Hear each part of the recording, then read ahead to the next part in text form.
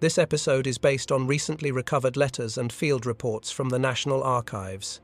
The voices you'll hear come from men who lived through June 6, 1944.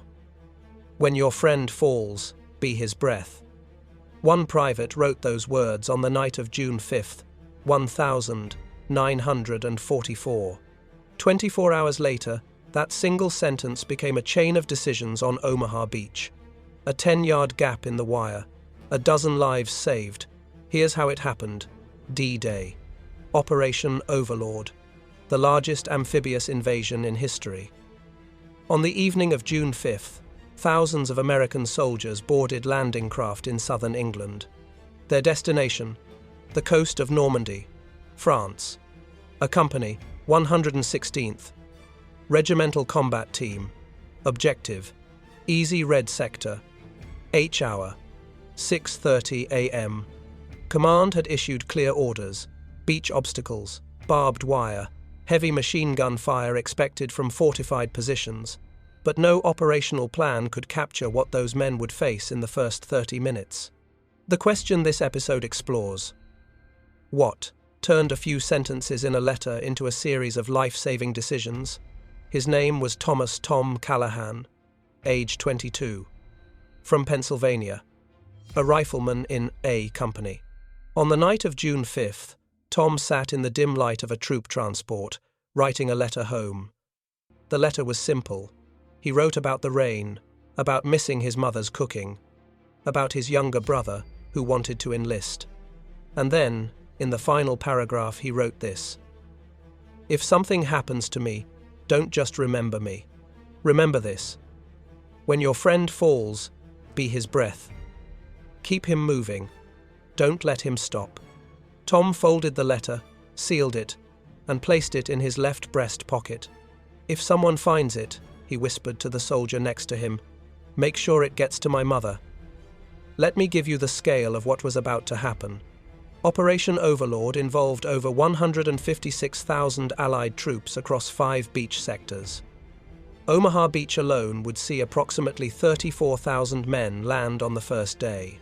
A company, 116th RCT, was part of the first wave. H-hour, 6:30. Expected time to secure the beachhead, 2 hours. But intelligence had underestimated German defenses. The 352nd Infantry Division, a full-strength combat unit, was dug in along the bluffs overlooking Omaha. Tom and his squad didn't know that yet. The English Channel at night, cold, rough seas. Landing craft, vehicle. Personnel LCVPs designed to carry 36 men each. Steel ramps at the front, plywood sides, no armor. Tom's craft rocked violently. Seawater splashed over the sides. Men were sick. Some prayed. Some stared at photos tucked into their helmets. One soldier, a kid from Ohio named Danny, kept asking the same question. "How deep is the water when we get off?" Tom didn't answer. He didn't know. At 5:50, the sky began to lighten. The French coast appeared as a dark smudge on the horizon. And then they heard it. Explosions. Distant at first. Then closer. A landing craft 200 yards ahead took a direct hit. Men went into the water. Some didn't come up. Tom's squad leader, Sergeant Miller, shouted over the noise. "When that ramp drops, you move. You do not stop. You do not look back." Tom touched the letter in his pocket. One last time, H-hour, 6:30 a.m. The ramp dropped. Water. Chest high. Freezing. Machine gun fire. Immediate. Relentless. Tom held his M1 rifle above his head. His steel helmet felt like it weighed 50 pounds. Every step forward was a fight against the current. Around him, men fell. Some screamed.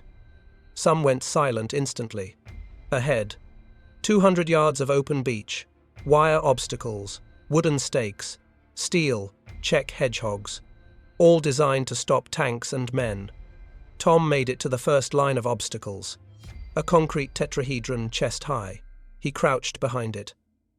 Danny, the kid from Ohio, was right behind him, shaking, eyes wide. Where do we go? Danny shouted. Tom didn't answer. He was scanning the beach. Command doctrine was clear. Move inland. Get off the beach. Find cover at the seawall. But between Tom and the seawall were 300 feet of open sand, barbed wire in multiple rows, mines marked by white tape and probably more that weren't marked. To the left, a gap in the wire, but heavy fire. To the right, less fire, but the route was longer. Straight ahead.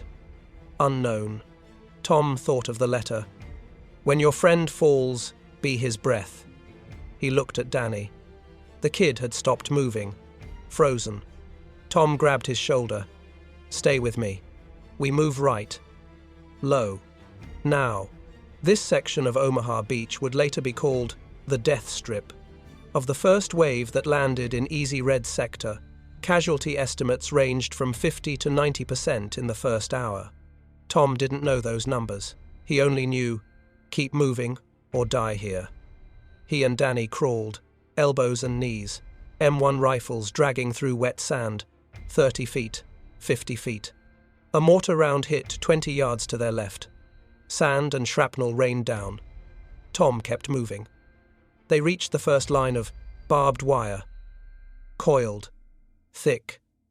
Staked deep into the sand. Bangalore torpedoes' explosive charges designed to blow gaps in wire were supposed to have cleared paths. But most hadn't detonated, or the teams carrying them hadn't made it. Tom had wire cutters. Standard issue. But cutting wire meant standing up, and standing up meant exposure. Danny looked at him. What do we do? Tom scanned left and right. And then he saw it. 50 feet to the right. A natural dip in the sand dune. The wire was still there, but lower. And the angle of the dune created a shadow from the German machine gun nests. Not much, but maybe enough. Tom pointed. There. Stay low. Move when I move. He didn't wait for an answer. He moved. Danny followed. Behind them, 2 more soldiers saw Tom moving. They followed. Tom reached the shadow gap. The wire here was damaged maybe from naval bombardment. A section had collapsed. He pushed through. Barbs tore his uniform. He didn't care. Danny came through. Then the other 2 men. 4 men. Now behind the first wire line. Tom turned back, signaled with his hand. More men saw. More followed. A chain reaction had started. Later, after action reports from the 116th, RCT would note, initial landings heavily contested, casualties severe. Majority of first-wave units pinned at water's edge or within 50 meters of tidal line.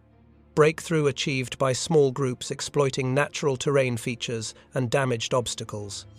In other words, men like Tom found gaps, and other men followed. But the reports didn't mention the letter in Tom's pocket. They didn't mention, be his breath. Tom and his group reached the second line of wire. They were 75 yards inland now, still 200 yards from the seawall. And that's when it happened. Danny stood up, just for a second, to get his bearings. A burst of machine gun fire. Danny went down. Tom's instinct, keep moving. That's what Sergeant Miller had said. Do not stop. Bleeding, conscious, eyes locked on Tom. Tom touched the letter in his pocket. When your friend falls, be his breath. Tom crawled back. He grabbed Danny's webbing, dragged him behind a steel hedgehog. Danny was hit in the leg. Bad, but not fatal. Not yet. Applied a pressure bandage. You're staying with me, Tom said. We're getting off this beach. One of the men who had followed Tom through the wire gap was a combat engineer.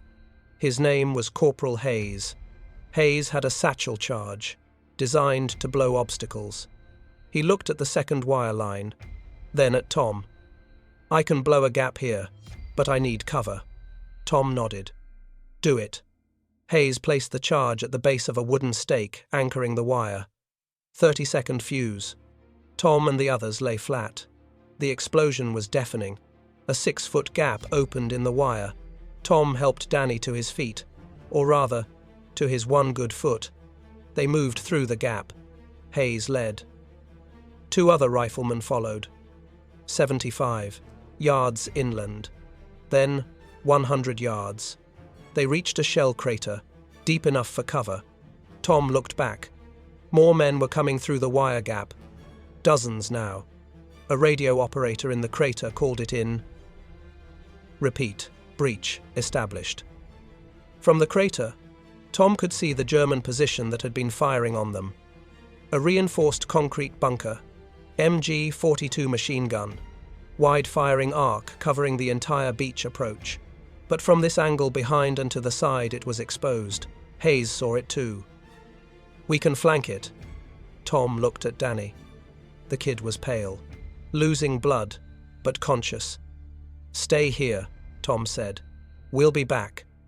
Tom, Hayes, and 2 riflemen moved along the base of the dune. Low, slow. The German crew in the bunker didn't see them. They were focused on the beach below. Hayes pulled a grenade, nodded to Tom. Tom nodded back. Hayes threw.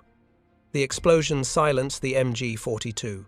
With that machine gun nest down, the fire on that section of beach decreased. More men moved through the wire gap Tom had found. More squads pushed inland. By 8:90 minutes after H-hour A, company had established a foothold beyond the seawall. The cost had been terrible. But the breach held. By mid-afternoon, the survivors of a company gathered behind a ridge. Sergeant Miller called roll. 36 men had been in Tom's landing craft. 14 answered. Danny was one of them. Wounded, but alive. Tom sat with his back against a shattered tree. He pulled the letter from his pocket. It was still there. Damp, blood-stained, but intact. That night, Tom added a postscript to the letter. He wrote, "I don't know if you'll ever read this, but if you do, know this. I kept my word. When my friend fell, I was his breath, and he made it." Tom never mailed that letter. He kept it with him through the rest of the war. After the war, he gave it to his brother. The same brother who had wanted to enlist. His brother kept it for 60 years. And, when he passed, his family donated it to the National Archives. That's where we found it. Let me give you the numbers again. Omaha Beach, June 6th, 1944. Approximately 2,400 American casualties, the highest of any beach on D-Day. But by nightfall, 34,000 men were ashore. The beachhead held. How? Small decisions. Small acts. Men like Tom, who saw a shadow gap in the wire. Men like Hayes, who placed a satchel charge. Men like Danny, who kept moving even after being hit. And one sentence in a letter. Be his breath. Wars are won by grand strategies, supply lines, air superiority, industrial capacity. But battles are won by moments, 10-yard gaps, 30-second fuses. A hand reaching back.